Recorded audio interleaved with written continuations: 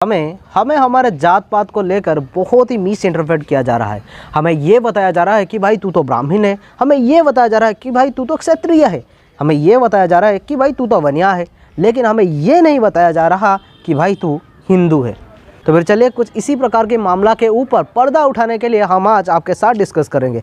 तो फिर ये जो कास्ट सिस्टम है, ये जो जाति प्रथा है, ये जो जातवाद है, ये जो जाति प्रथा जातवाद, इस परंपरा क्या सनातन संस्कृति में पहले से ही था या फिर ये अब का नियम है? तो फिर इसके बारे में पूरा जानने के लिए डिटेल्स में देखते रहिए नॉलेज मैटर्स। जब हम जातवाद के बारे में बात करते हैं तो फिर हमें ये बताया जा रहा है कि भाई देखो तुम्हारे मनुस्मृति में तो ये लिखा है, कि देखो तुम्हारे इस स्क्रिप्चर में तो ये लिखा है, तो फिर तुम्हारे अंदर जात पात है, तुम्हारे अंदर दलित है, तुम्हारे अंदर ब्राह्मण है। तो मनुस्मृति का रचना इसलिए किया गया क्योंकि जो ब्राह्मण थे वो बौद्ध धर्म के लोगों से डर गए थे। बुद्धिस्ट धर्म के लोग इतना ज़्यादा फैलने लगे थे कि इसीलिए ब्राह्मणों को मनुस्मृति का रचना करना पड़ा। लेकिन इसके पीछे जो एक्चुअल हकीकत है ये हमसे अभी तक भी छुपाया जा रहा है। अगर हम सनातन की सुने तो फिर सनातन कभी ये व्याख्या नहीं किया कि भाई तेरा जात क्या है, क्योंकि हमारे सनातन संस्कृति में जाति मतलब कास्ट के बारे में उल्लेख ही नहीं है। हमारे सनातन में तो वर्ण के बारे में बताया गया, क्योंकि वर्ण के अनुसार सनातन में विभाजन हुआ है समाज का, कभी जाति के अनुसार नहीं है। मतलब कास्ट इसे बोलते हैं कि तुम्हारे पिताजी का जो कास्ट था वो अभी तुम्हारा कास्ट है, जो कि अभी ये चलते आ रहा है। लेकिन वर्ण कभी ये नहीं बोलता। वर्ण क्या बोलता है? वर्ण बोलता है कि आपके विभाजन उसी प्रकार की होगा जिस तरीके की आपका कर्म और आपका गुण होगा। तो फिर ये है वर्ण विभाजन, और इसी वर्ण विभाजन का सपोर्ट करता है सनातन संस्कृति। तो सनातन संस्कृति कभी जाति प्रथा या फिर जो कास्ट का डिवीजन, कास्टिज्म का सपोर्ट कभी भी नहीं करता सनातन संस्कृति। तो फिर अगर सनातन संस्कृति में कास्टिज्म, कास्टवाद, जातिवाद ये पहले से ही नहीं था तो फिर ये आया कब और इसे कौन लेकर आया?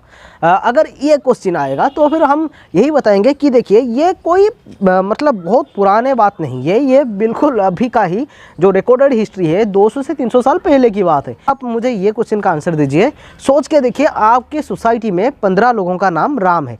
तो फिर मैं आपके एरिया में आया और मैं आपके एरिया में पूरा नया हूँ और मैं आकर आपसे ये पूछूंगा कि भाई राम का घर कहाँ है? तो फिर आप मुझे ये बोलेंगे कि भाई आप कौन से राम के बारे में बात कर रहे हो, यहाँ पर तो 15-15 राम फैले हैं। तो फिर इसी प्रकार की कुछ दुविधा आया किसे?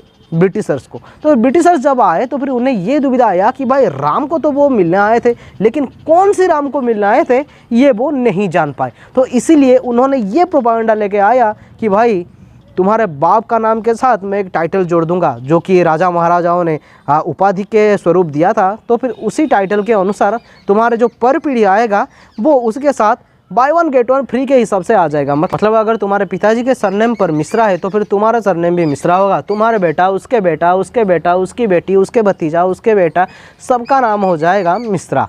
तो फिर यही जो एक नियम था ये लागू कर दिया ब्रिटिशर्स ने, और इसी से ही कास्ट सिस्टम जन्म हुआ।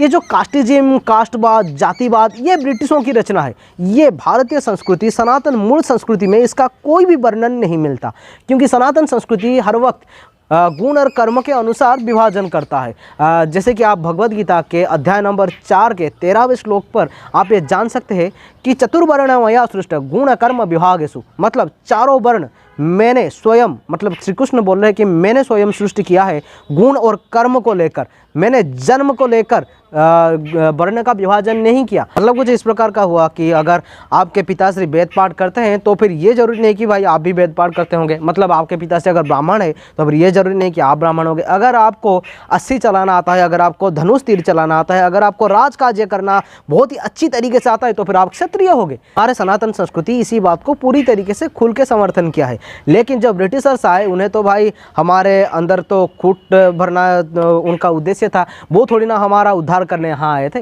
तो फिर इसीलिए उन्होंने इस तरीके का कॉन्सेप्ट, इस तरीके का मिस इंटरप्रिटेशन हमारे दिमाग के अंदर डाले। बात पीढ़ी दर पीढ़ी हमारे सोच में, हमारे दिमाग में यही बात घुस के आ गया। अगर मैं आपको क्वेश्चन पूछूंगा कि भाई विश्वामित्र जी का टाइटल क्या था, तो फिर आप बताएंगे कि भाई क्या था टाइटल। अगर मैं आपसे पूछूंगा कि भाई ब्रह्मा जी का टाइटल क्या था, तो फिर आप ये क्वेश्चन आ जाए कि भाई ब्रह्मा जी का क्या टाइटल था। अगर मैं आपसे पूछूंगा कि राम जी का क्या टाइटल था, तब भी आप कंफ्यूज ही हो जाएंगे।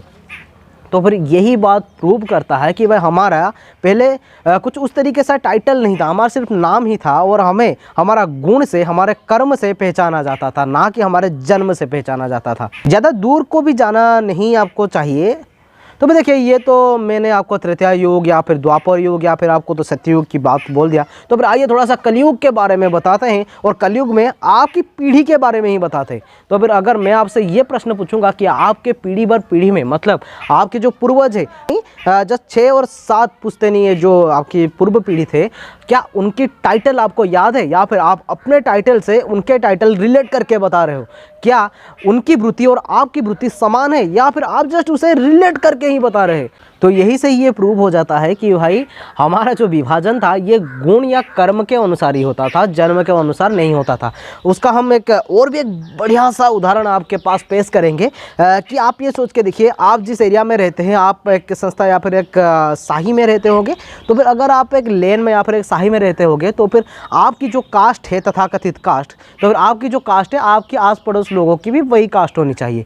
तो फिर अगर ऐसा ही है, तो फिर आपकी गोत्र क्यों समान नहीं हो रहा? अगर आपकी पूर्वज सेम ही थे और आपकी जो जाति है वो ऐसे ही जन्म के अनुसार ही आ रहा है, तो फिर आपका गोत्र और उनका गोत्र असमान कैसे हो गया? अगर आप ब्राह्मण हैं तो फिर वो भी तो ब्राह्मण ही है। अगर आप दोनों ब्राह्मण हैं, आपके गोत्र काश्यप और उनके गोत्र भरद्वाज कैसे हो गया? तो फिर यहीं से ये प्रूव होता है कि भाई जो हमारे पूर्वज थे वो इस तरीके से नहीं थे कि भाई मतलब कि मेरा जाति ब्राह्मण तो मेरा बेटा का भी जाति ब्राह्मण हो जाएगा। तो फिर आप इस मामला को समझिए, हमारे जो एक्चुअल नियम है, जो रूल है, उसके साथ मिस इंटरप्रिटेशन किया गया है, हमको झूठ बताया गया है, हमारे दिमाग में झूठी बातें फैलाया जा रहा है।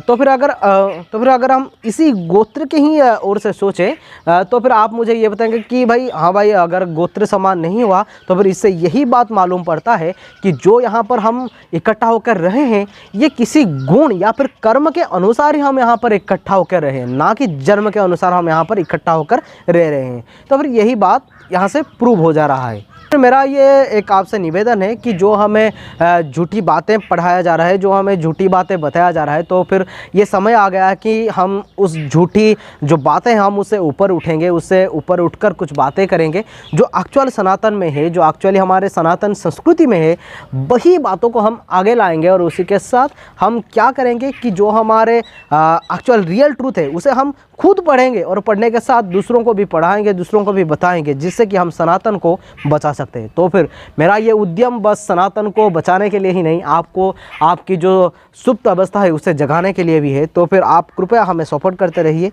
और उसके साथ देखते रहिए नॉलेज मैटर्स। तो फिर रहता हूँ। जय श्री जगन्नाथ, वंदे मातरम, जय भारत, जय भारती।